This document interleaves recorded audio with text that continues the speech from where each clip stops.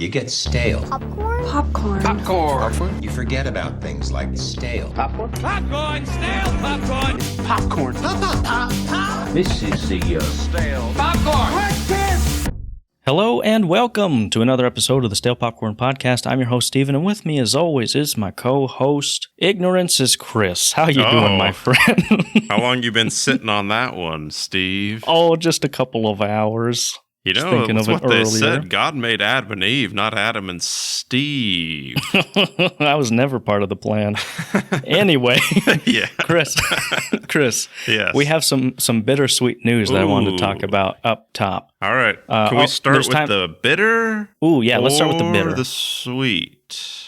Let's do it in order of the name, Christopher. Sorry, First of all, I cut you off. You said something about, timestamp, tramp stamp, Yep. something like that. Yep, there's those right below if you want to skip around and take a jaunt, various topics. But the bittersweet moment that we would like to discuss with the audience. A few weeks ago, we said we would endure Rebel Moon Director's Cut. Parts 1 and 2, yes. if we got to 700 subscribers by October 1st. And the bitter part is we unfortunately did not. We were 2 subscribers short of our goal. We didn't get it, so therefore we don't have to watch Rebel Moon Part 2. So that's Now, the what's sweet the part. sweet? Oh, that's the sweet. Huh? That's the sweet part, that we don't have to watch That's Part the 1 and 2. bittersweet, huh? Yes, but we eventually did reach 700. So we crossed the threshold just in time, if you ask me. All this to say, if you want to subscribe to our YouTube channel, go on head on over there if you want to take a gander. Now, let me just make sure I'm smelling what you're stepping in, what I'm carrying, what you're putting down. You're saying we hit it just in time? Like, what do you mean by that?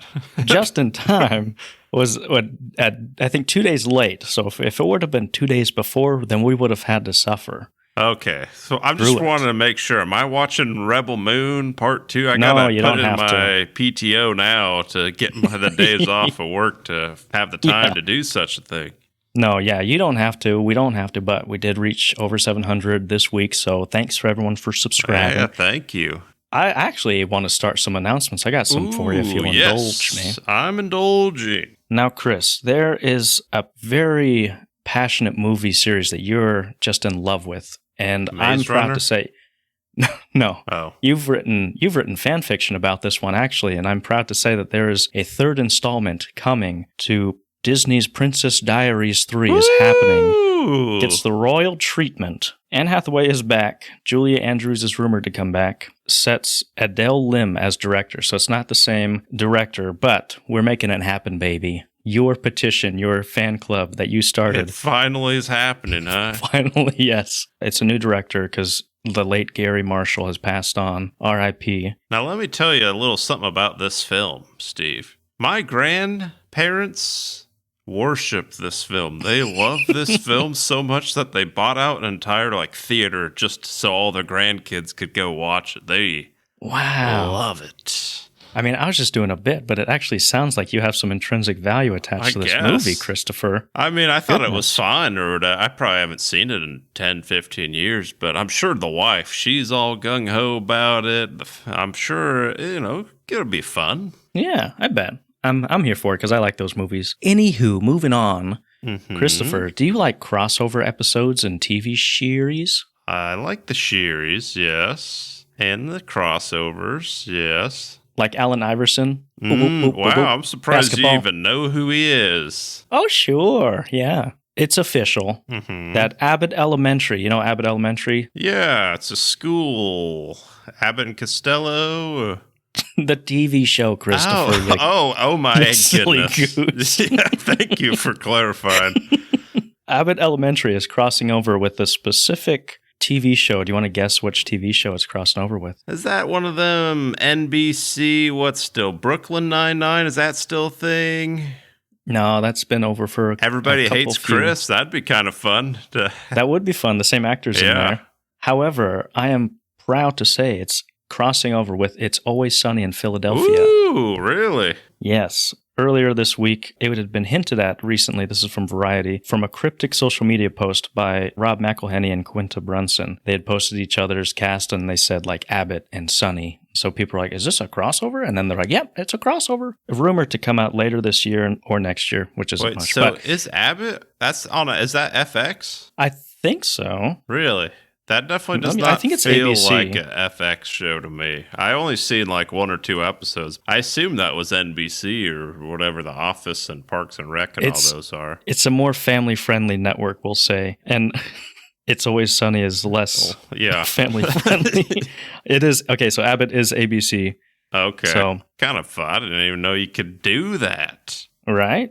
Studios playing together for the enjoyment of us. But I'm curious to see how it'll play out because they're very different camera styles, different comedy styles. Yeah. Yeah, one's more of like a mockumentary Office style, and then the It's Always Sunny is It's Always Sunny. It's its own thing. You think they're going to do one episode on each or just who's getting the episode? I assume it'd probably go Abbott if they're doing one, or maybe they're doing one of each. Hopefully they do one of each, kind of in each other's world. Yeah. That'd be kind of fun to watch. Yeah, I remember they did a New Girl Brooklyn Nine-Nine crossover once. Yes. But other than that, I can't Did you like that one?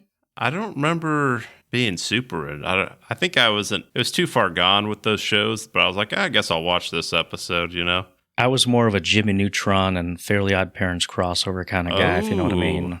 I was more of a Spider-Man with the X-Men popping up occasionally, or a little Captain America or something here. Sure.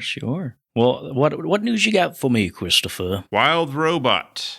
The movie we should have seen last week. Yes, or maybe even this week, is gaining major audience and critical acclaim. A score on Cinema Score, 98% Rotten Tomatoes, being called DreamWorks' best movie ever, and will likely win Best Animated Feature at next year's Oscars. Wow, better than Shrek? That's what they're saying. That's what the people are saying. Right. It has now made $53 million at the worldwide box office. Domestic opening was one of the best in years for a non-franchise animated film. Budget was $78 million. So they're doing pretty well for themselves. Nice. Francis Ford Coppola. It's Megalopolis. Mm-hmm. Opens with, all right, so we know the budget's $120. What do you think the opening was? How much do you think they made? I saw a passing article. I think it was 4. Yeah, $4 million. One of the worst opening weekends for a big budget film ever. Yikes. I mean, definitely could see that coming. Daniel Kaluuya? Am I saying? Wait, who? Is he the guy in Get Out. Black Panther? Yeah. Get Out. Okay. Daniel Kaluuya? Kaluuya. Maybe. I don't remember. He's getting a statue in London in honor of his Get Out role. It will be placed alongside other statues celebrating cinema, including Batman, Harry Potter, Wonder Woman, and the Iron Throne. Wow. That was, yeah. What an honor. I remember liking the movie, but I wouldn't think it would get a statue in London. But yeah. To each their own, I guess. Is it just for, you said Batman, Harry Potter, it sounds like other, like, England big Wonder names, right? Woman. Oh, okay. And the Iron Throne, which I guess they got a Brits in there. Sure. I like the actor a lot. He's really good in Black Mirror and whatever he does, but it seems super random. Yeah, that's what I was. Did he win a contest or something? I don't know. Yeah, it's like a few years after, you know. Like I feel like it just came out of nowhere. Is it specifically for Get Out? Yeah. Oh wow. Huh. It's in honor of his Get Out role. Wow. Okay. All right. Sure.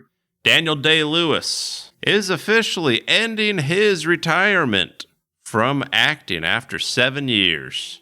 Oh, boy. Now, you're going to love this, Steve. Will be the lead in his son's directorial debut, Anemone, which he co-wrote. Ooh, okay. Film explores the intricate relationships between fathers, sons, and brothers. Interesting. We talk a lot about the tism here on the podcast, Christopher. I was going to say, you think there's a little tism at play here? Is it on the spectrum? What are we thinking?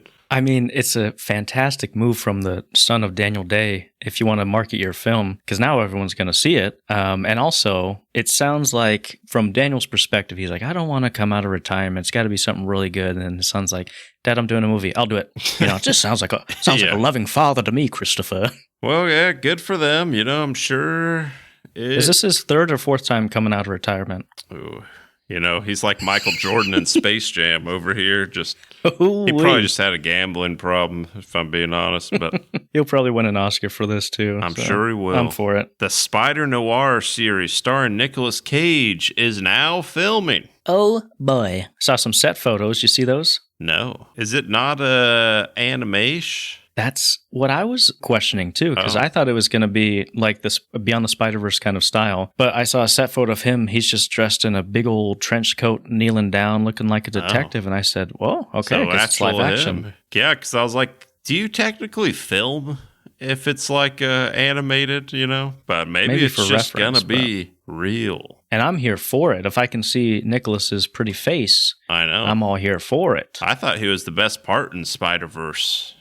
Oh, sure, yeah. I light a flame just to feel anything or whatever. Yeah, that's good stuff. Lord of the Rings, Rings of Power, is close to being renewed for season 3. I thought they had a 5-season deal. I think maybe they're standing on the ledge after each episode, like Adam Driver and Megalopolis. Just Jeff Bezos has got to talk him down from Yeah. the ledge. I read somewhere that they're getting new script writers for season 3. There's a lot of rumors going about, Christopher. A lot of misinformation. I don't know what to believe. honestly, I wouldn't be opposed if they just let's just recast everyone and not even mention it. Let's get a new Galadriel, let's just do a whole new series instead. Let's just cut it at the cord here. They just call it the Pings of Rower. Yes. Rebrand it. If that's all the announcements you have, I got something up my sleeve if you Oh, yeah. indulge. I want to see what's in that sleeve of yours, Steve. It's time for none other than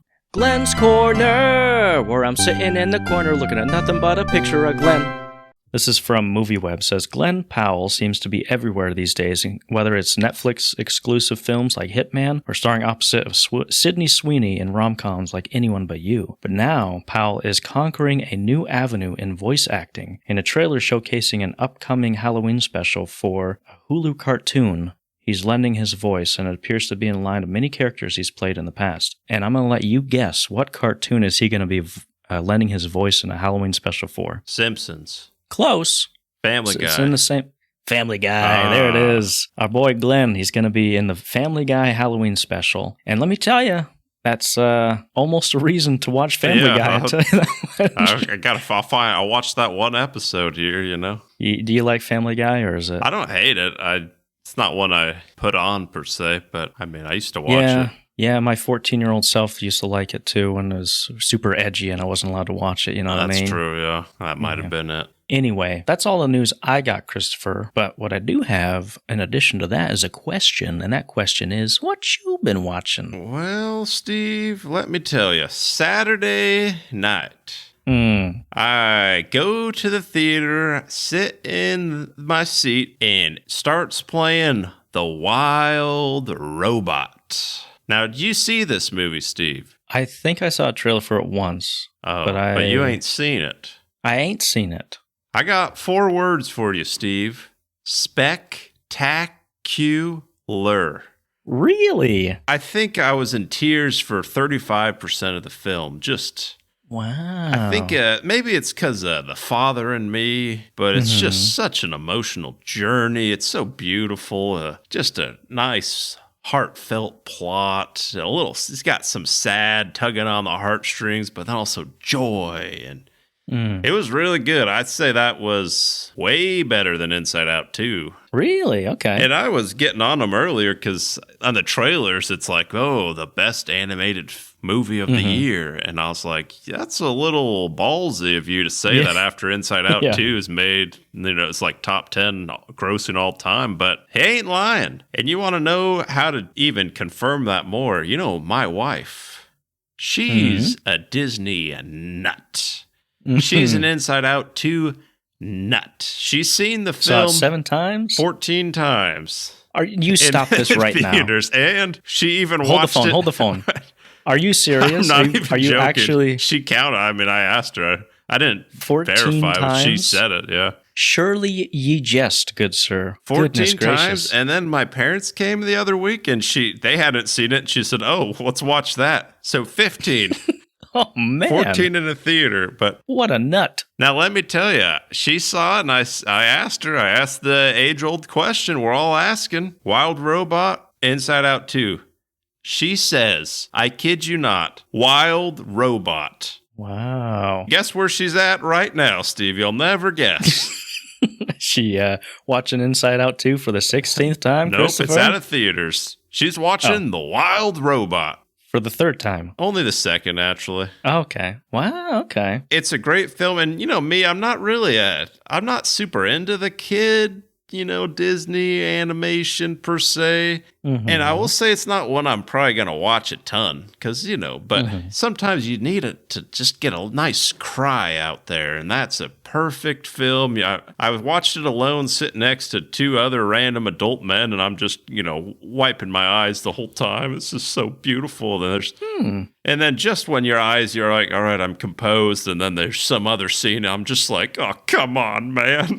Just going more. And it's real good. I stand up, give that a nice 7-minute clap, standing ovation. I think that's going to be my top 10 for the year, I assume. It's real good. Yeah. I like it. Maybe I'll take a gander, take the wife to it. Yeah, especially if you're a parent. It just really tugs. It pulls, it twists at those heartstrings. Interesting, yeah. And then Monday, we had Mystery Monday, which I talked about before, but basically, all right, we're going to play some movie. We're not going to tell you what it is, but it hasn't been released yet. That's all we're going to say. I sit down there, the movie starts, and it's called The White Bird. You heard of this? No. Now, mind you, I've never heard of this, but it starts off, you ever seen the hit film Wonder? Is that with the kid with the face? Yeah, the kid, he looks like the guy from Elephant Hannibal when he gets his face eaten. Gary Oldman. Gary Oldman's guy, but kid version. But anyways, apparently it's in the same universe as that, and I'm like, all right.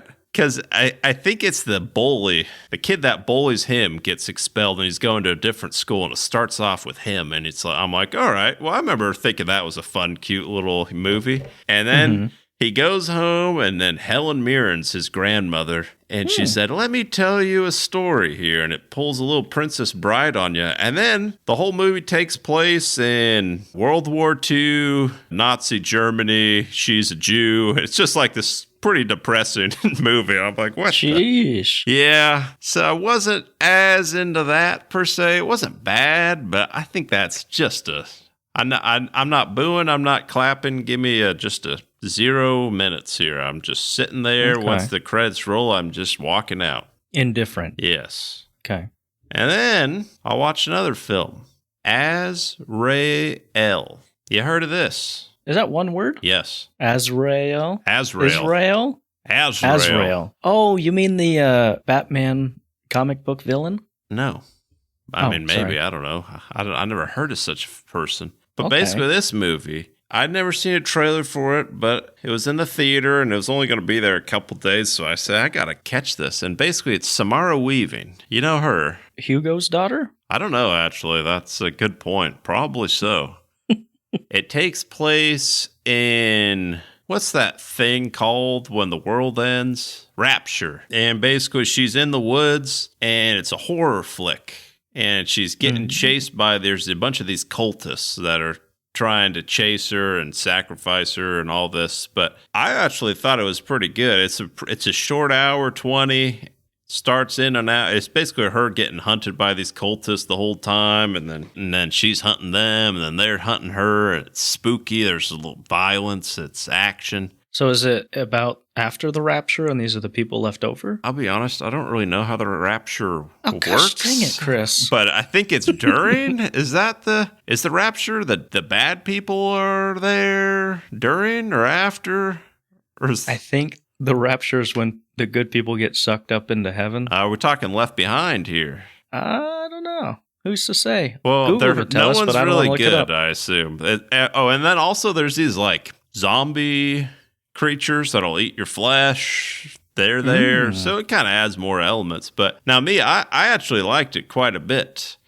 And I went home and I said, hey, wife, you're a horror nut. Go check this out. And she was like, I was like, no, it's going to be gone tomorrow. And I was fine. She goes and watches. Didn't like it. And I look in reviews and it's not bad reviews, just kind of ho-hem. My type of movie because it's short, constant action. To me, I'm on the edge of my seat. I'm jumping, I'm getting nervous.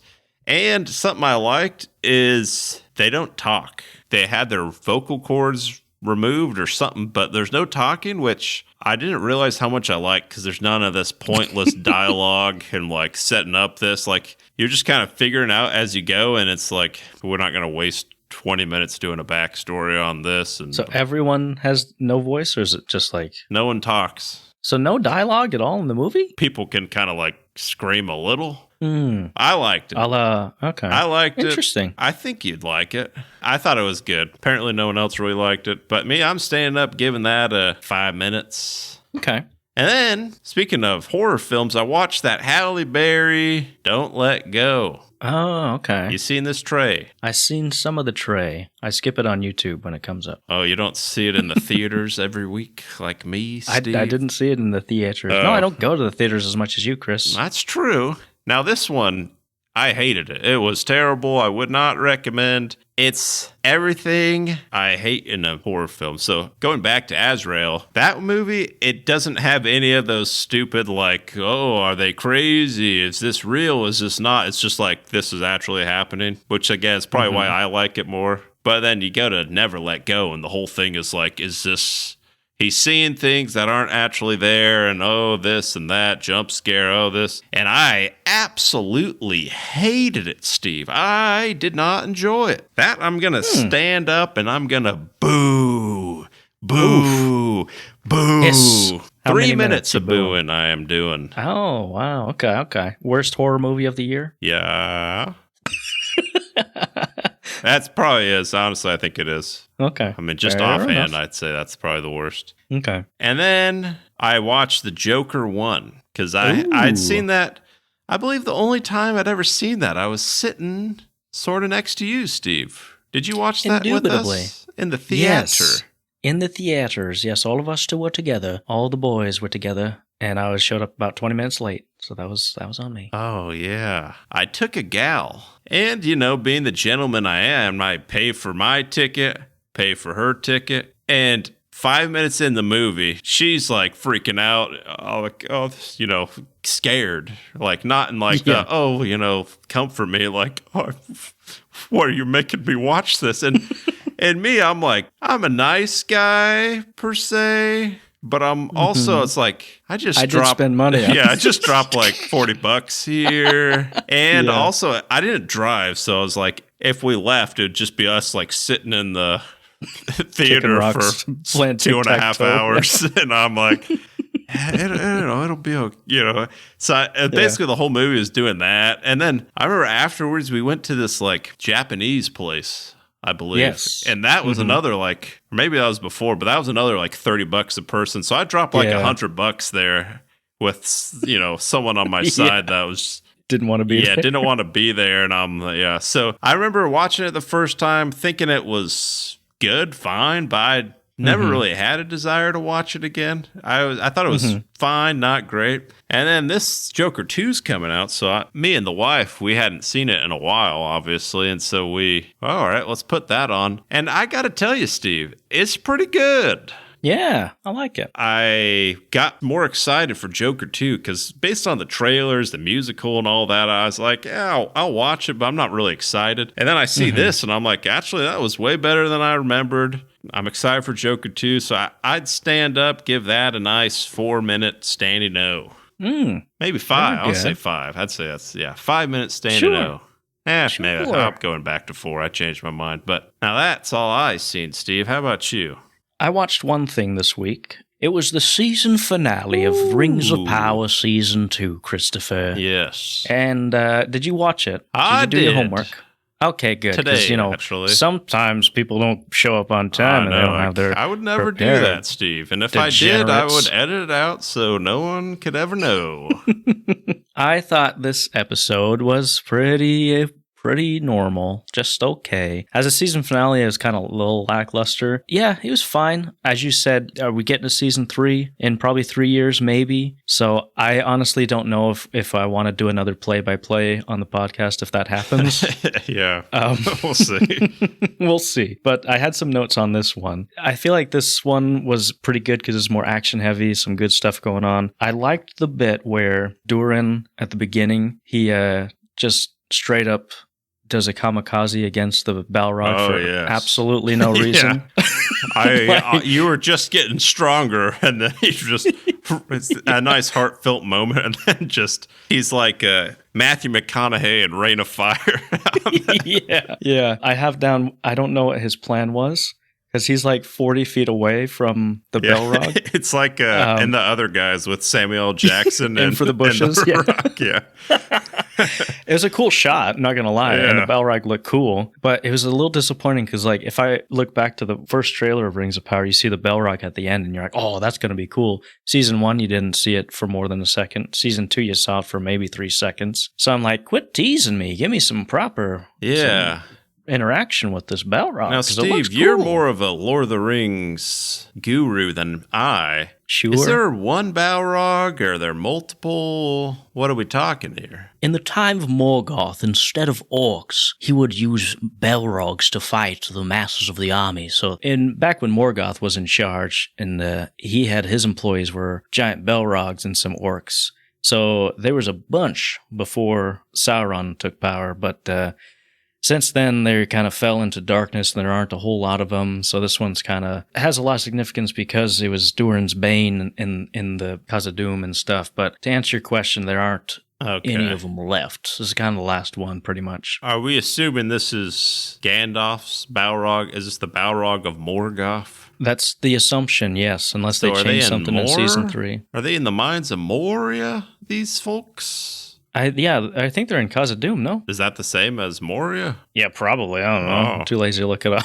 Now, I just had a little flashback to, I remember season 1, Galadriel, she's chasing after Sauron, and they get attacked by something in a cave. Was that a... That was an ice troll. Oh, yeah, whatever. Were those a thing, or they just add that in there, kind of like... I know there's trolls, but I don't know if ice trolls, maybe. They're probably in there, maybe. We'll give them it's fun to see the Balrog for a few seconds with his little whip. Is that just like a part of them?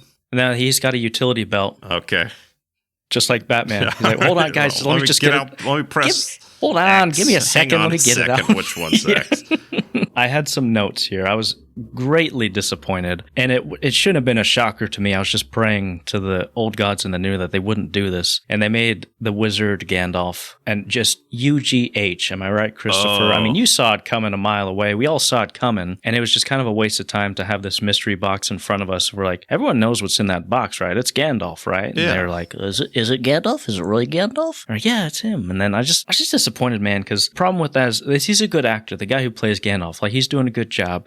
But you already have like this iconic character just ingrained in people's minds and in the zeitgeist that everyone knows Gandalf and Ian McKellen is Gandalf. And so to try to add to that, I don't know, is a bold strategy, Cotton. But I feel like it should have just made its own thing, and he should have been one of the blue wizards to just separate themselves from Peter Jackson things and expand the lore, because we've only ever seen 3 wizards on screen, and you could have been like, hey, there's a blue wizard. You never seen one of these guys before. He's different than Gandalf in XYZ. But they didn't do that, and I was just a little disappointed, but I don't know. Yeah. I thought it was already pretty much confirmed Gandalf in season 1, and then when I was talking to you throughout these, you're making it, it's not technically Gandalf, and I'm like, it's wishful thinking. It's Gandalf. I mean, he's with hobbitses. And then you're making me self-doubt myself here. Just like, obviously, the other wizard, Saruman. It's probably Saruman at this point. He's they're just known as the Dark Wizard. I don't know, Senior Chang, where he gets Changnesia and then he becomes good for a little bit. Yeah. No, I thought this episode is fine. It's good. It's a little lackluster. I always forget that Isildur's in this show. Yeah.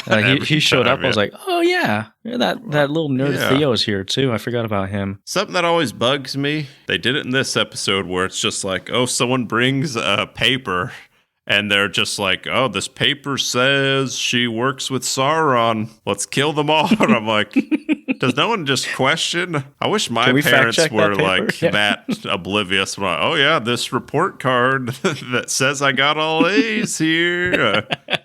Yeah. Something that also, I mean, maybe you can defend them. Do you want to play defense for the show here, or you want to trash on with me? I'll try to play defense. So depends on what it is.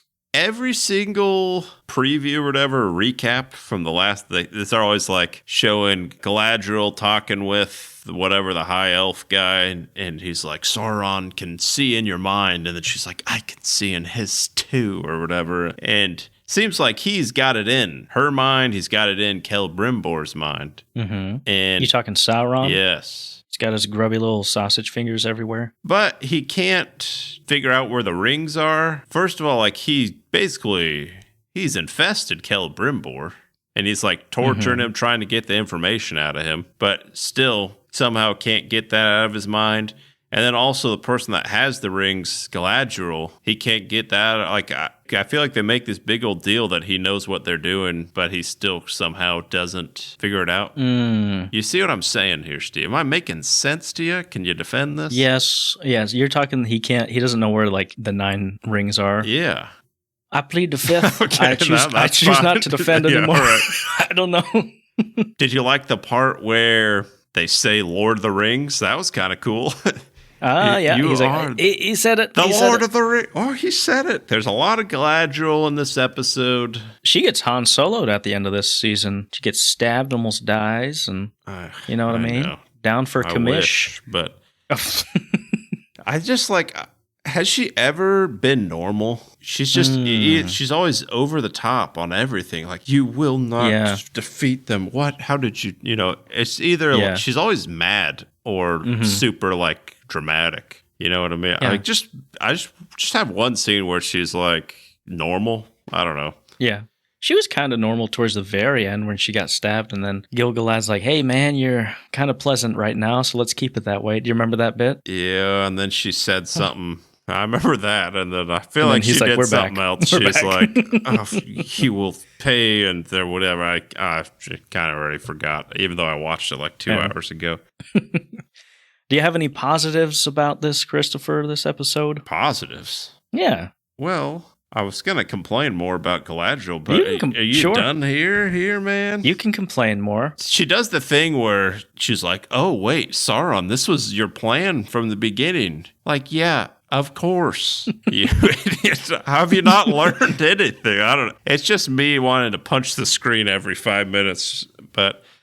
Positive, I'd say if you take the last 4 episodes and you compare them to the first 4 episodes of the season, it's night and day. Like, it's a lot better because those first 4 episodes were so boring and just a chore. These are still boring and chores, but they sprinkle in actual like action and plot to kind of chew on. Mm-hmm. Yeah. It's not just constant vegetables and chard and lettuce or whatever. Yeah. That's all I got here, Steve. I will say a funny story. I was watching this and then I fell asleep to TBH and I woke up to the sound of Adar getting stabbed in the chest. I thought you were going to say you woke up in the credit song. Whatever. Oh, yeah. Sorry, Adar chest stabbed. Yeah, and I was like, wow, spoiler alert. I was like, let me take that back just a little bit. You did rewind, huh? Yeah, I did just because I was like, oh, I need to know what happened. I thought it was kind of interesting, the parallel, seeing, the very first scene of Sauron getting killed and then Adar, that same thing happens to Adar. It's like George Lucas would say, it's like poetry. It rhymes. You know what I'm saying? Sure. And then a positive I did have, Chris, was I thought Charlie Vickers was pretty good overall as Sauron. I liked his kind of... I wish it would have... Galadriel.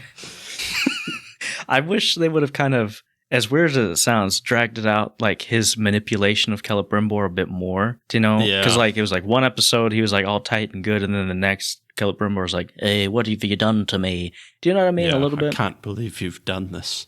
Yeah. But I thought Charlie Vickers was pretty good as Sauron. He plays that kind of evil and gracefulness at the same time. I did like season 2 more than season 1. That's a positive, I'll say. But that's all I got to say about it. I don't really want to talk Let's about it. move no on more, and Chris. not speak of it for another 3 years. Yeah. Well, Chris. Yes. Today, we're going to be talking about Joker. I'm just going to call it Joker 2. Joker Folie de Liu. Sure. We're going to go into some non-spoilers, give some ratings, and then dive into it. Before we get started, I actually have a really funny story about this movie. Oh. This actually happened to my buddy Eric. There it is. Just wanted to get that out of the way. But so story-wise, Christopher, if I can just give a little breakdown. It continues, if you haven't seen the first one, essential plot threads are Arthur Fleck, a.k.a. Joker. He killed 5 people. And Robert De Niro shot Robert De Niro live on air. And then this one is kind of a continuation. We're back at Arkham Asylum, baby. It follows him and kind of the repercussions of that. You know, he's standing in trial and he's tried for murder and everything, and just kind of just a continuation. It's a part 2 without spoiling much. I got some announcements that go along with it. Oh, sure. The audience and critic scores for Joker 2. You want to take a guess? Audience score? I imagine audience score is probably lower, maybe around 60. 37% audience. Really? Okay. And then critics probably higher because they love this kind of artsy fartsy modern art crap. Maybe around 50 or 60. 39%. They're pretty wow, even so here. they're even, yeah. That doesn't happen often. It opens with 7 million in domestic previews, almost 50% less than the first film's previews. Now might only earn 50 million in film's domestic opening weekend. Budget was 200 million. So it's a certified flop. Well, the preview, I mean, it hasn't happened. It's still Friday, All right. but probably. Pending flop. Yeah. And audiences leaving Joker 2 last night only gave the film a half-star rating overall in a post-track survey. Only 24% said they would recommend the film to their friends. And last one, Warner Brothers declined to test screen Joker 2 to audiences at all before the film was complete. Ooh, that's not a whole lot of confidence in the studio if that happens. I guess, or they're so confident that we don't even need to test screen this. We're not reshooting Everyone's this. going to love it, yeah. Now, to answer your question, Steve, I hated it. I did not like it whatsoever. And I was more excited, as I mentioned before, because I had just seen Joker. I was like, that's actually really good. I'm excited to see where this goes. It's a musical, and I remember hearing that. I'm like, that's dumb. Why are they doing this? But then I'd see the trailer and I'm like, maybe it doesn't seem like a true musical. So I'm like, maybe they'll throw in a song or two, whatever. Like, not going to be that big of a deal. It's a song every 10 minutes. There's some sort of thing. And it always just took me out of it. I really did not like the musical parts of it. And if you want to watch a nice courtroom, better version of this, just watch Primal Fear with Ed Norton and Richard Gere instead. Because it was pretty long. There's boring parts, and I wasn't a fan. I'd stand up and I'd boo that for 5 minutes. 5 minutes. Okay. Wow. This might make my top 10 worse because it's got all the things that really irk me. A lot of those things that aren't real, and he's saying this. It just always took me out of it. And every time they just randomly they'd cut to a musical, I'd be like that guy in that clip where he's like punching the car seat next to him. Like, that's me every time. And if I was watching this on my couch, those would be the parts where you're like, all right, let me just go on my phone till whatever this BS ends here. But it'll seriously, I'll be like, the plot itself isn't super. It's not that great, but even when I'm like, okay, I'm getting interested in where this is going, they do some stupid musical, start singing, and then it just kind of, it always take the train off the tracks for me, Steve. Oh, sure, yeah. How about you, Steve? How'd you like it? I didn't like it. It sucked. To be honest with you. I saw this with a friend of mine, Zach. We both were walking out of the theater and being like, that wasn't good, was it? Because we talked about the first one. We both quite liked the first one. And yeah, it's one of those rare instances where if you like the first one, you won't like this one. Yeah. I did a poll on YouTube where it was like, do you think Joker 2 as a musical, what was the strategy? Or like, do you think it was bold or a missed opportunity? And I think it was a complete miscalculation in my mind because, nothing really worked for me. The best parts of Joker, it was not for me. I didn't like it. And I'm booing. I'm standing up, aggressively booing. I got my vuvuzela shouting, yelling at people for a solid 8 minutes. Oh, wow. If you're going 8, I think I might match you. Yeah. This movie really bugged me. And maybe because last week we did Megalopolis, which I wouldn't say this is quite there. I'd say this is a tier above the Megalopolis, the Atlases, the Borderlands. But this is that next tier where I'm just like, I hate everything about this. Yeah, there's a lot of artistry involved. I definitely liked Megalopolis less, or I should say disliked Megalopolis more. Yeah. But I don't think this one hit for anyone, it sounds like, really. Yeah. And I don't recommend seeing it. It's just not really good in short terms. Yeah. Do you want to dive in? Let's get into spoilers here. All right, let's talk cons and then we'll go into pros because I got cons coming out my ears. Yes. Me too. I really struggled to come up with the pros, but hey, me too. So cons, you mentioned it. It's a musical. People were like, "Oh, it's not actually a musical. There's musical elements to it." It's a musical. Let's just get that out of the way. Yes. And not only is it a musical, it's a bad musical. Yes. Let me tell you. Because musicals, as I understand it, musicals are there for if a character has so much emotion, they can't keep it anymore and they have to belt it out. And then it tells something about the character and it progresses the storyline further. And it's an event. Whereas this quote musical chose to use its song and dance at the most random times, not to further plot for the most part. And the musical numbers were bad. Yes. They were stinky. They were not good. They were and it was stinky. Was it just me, or was it like this? Who needs Don't you? get out of here. I'll kick you out right now. It was the same song like 8 times in a row. Is that just me? Oh, Like, yeah. I like to think I'm a musical guy and can recognize when a song is different than the next. But it's just like, did we do this? Maybe Like, I'm we're doing the getting song hard again? of hearing, but when Joaquin would sing, I couldn't really understand half the things he was saying, too, because he's like, he's kind of like a quiet, "Get ready shrill for the voice, judgment day." He's no singer. No offense, no putting down Joaquin, but he is no Lady Gaga, if you know what I mean. It hurt. Well, it seemed like they had Lady Gaga, and they're like, we're going to have her sing a bunch. I'm convinced, Chris, once they hired her, they're like, it's in her contract that I have to sing 8 times in every movie. And so they're like, well, let's just make it into a musical. Yeah. You know, that's what it seemed like to me because it was like very much they wanted to showcase Lady Gaga and I was not here for it. Like my thing about the Joker is I liked seeing Joaquin on screen, but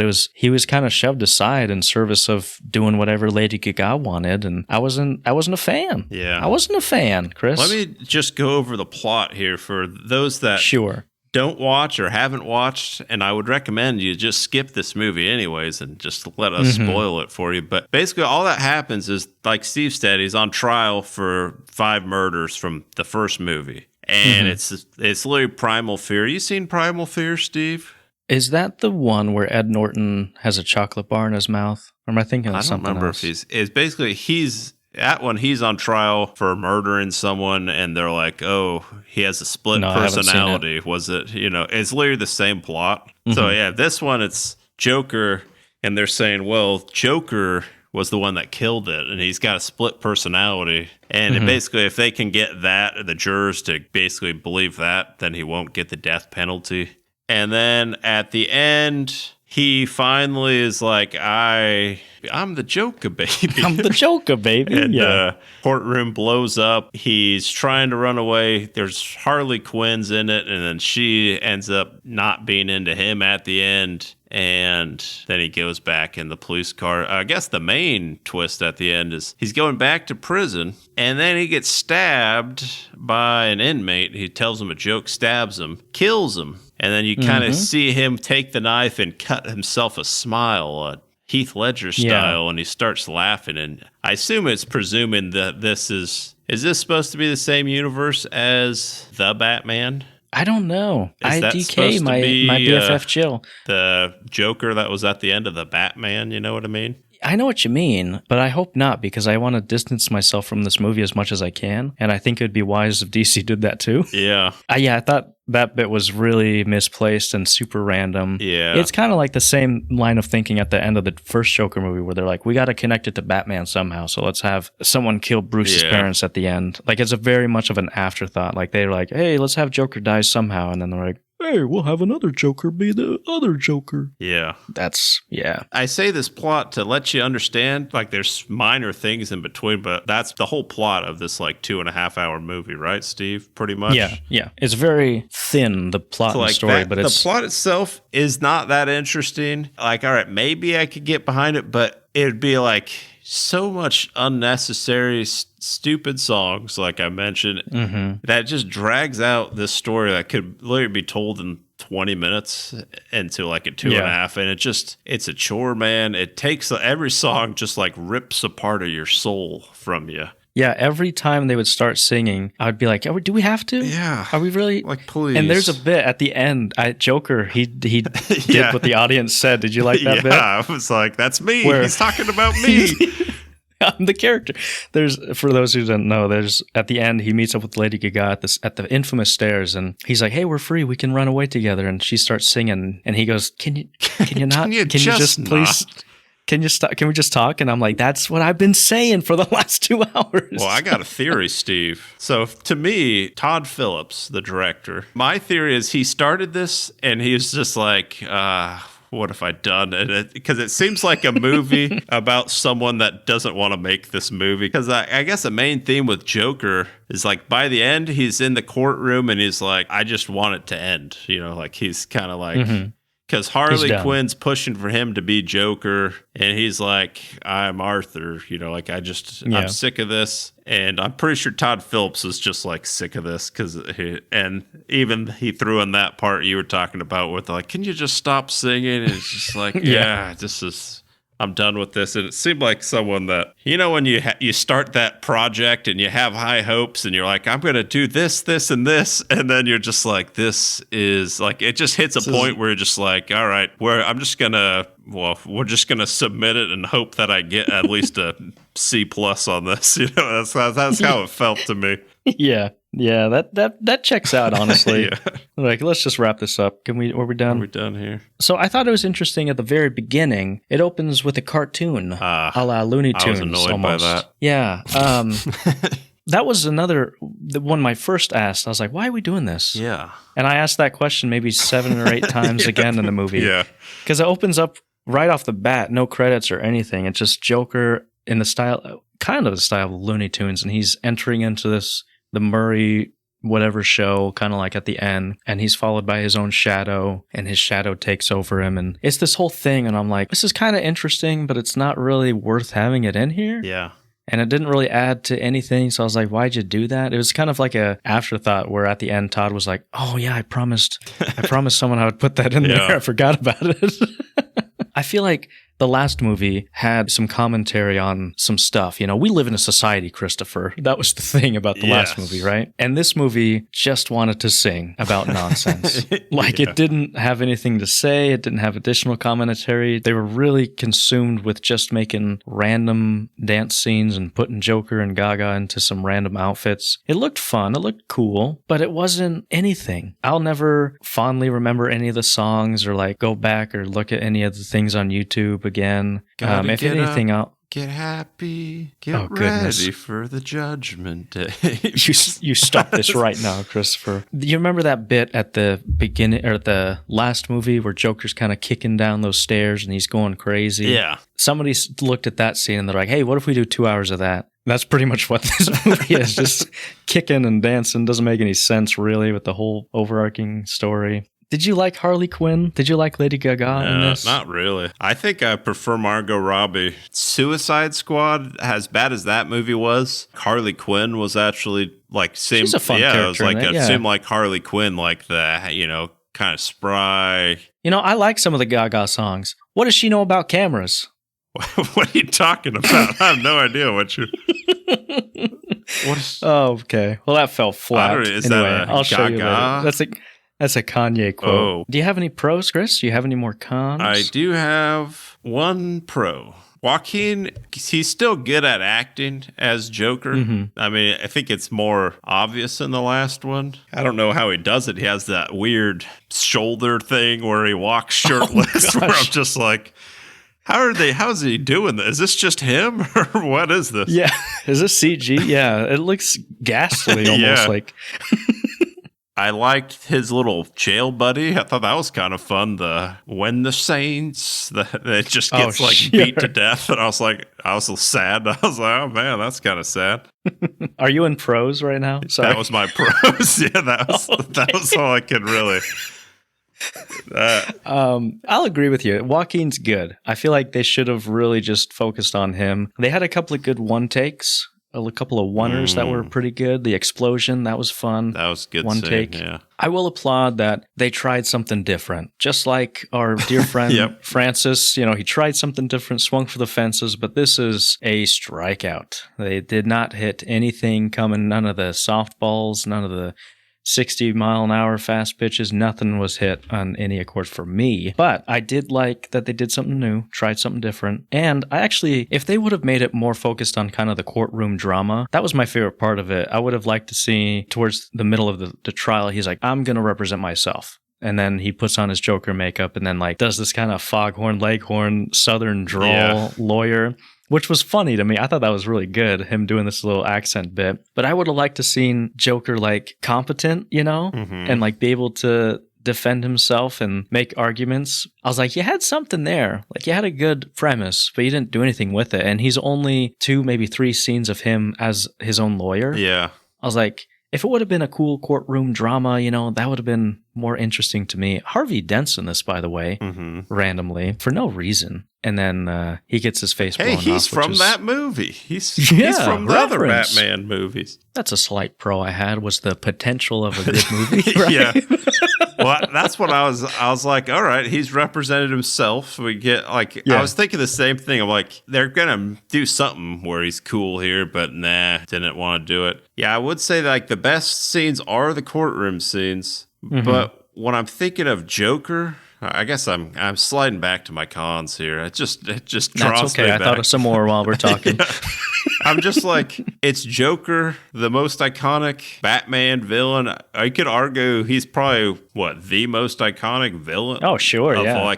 And your movie plot is a musical with him in a courtroom. You have so many ways you could go with this, and this is what you decide. And I think that's the problem with this franchise is it's not really a comic book thing. It's a taxi driver, grungy drama with the makeup of a comic book movie. Pun intended. Do you know what I mean? Where it's they just needed to fund it. So they're like, hey, let's just use Joker as the title and then do our own kind of thing. Yeah. Because like you said, it's not Joker. Joker's not this incompetent sociopath who's kind of a pathetic loner. He's a very capable, interesting, dynamic sociopath who can outsmart Batman, the smartest guy in the world. And you don't see any of that because whatever they created here is just the beginning of a mythos of a character. Yeah. You know what I mean? I don't know, man. Throwing my hands up. I think I said my piece here. I think we've squeezed the sponge of all liquid that we have to talk about here.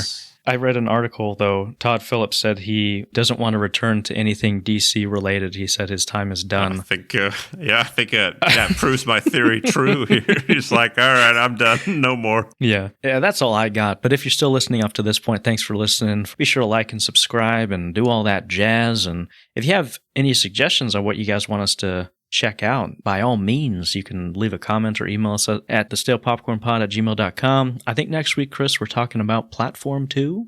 Ooh. Platform as well. That'll be fun on Netflix. Yeah. We're just trying to do what the audience wants. We got you. We want to please you. Yep. That's it. In a strictly platonic way. Yeah, in a platonic way. Thanks for listening. Have a good week. Bye. Bye. Stale. Popcorn, stale popcorn. Popcorn. Pop. This is the Stale popcorn. Popcorn!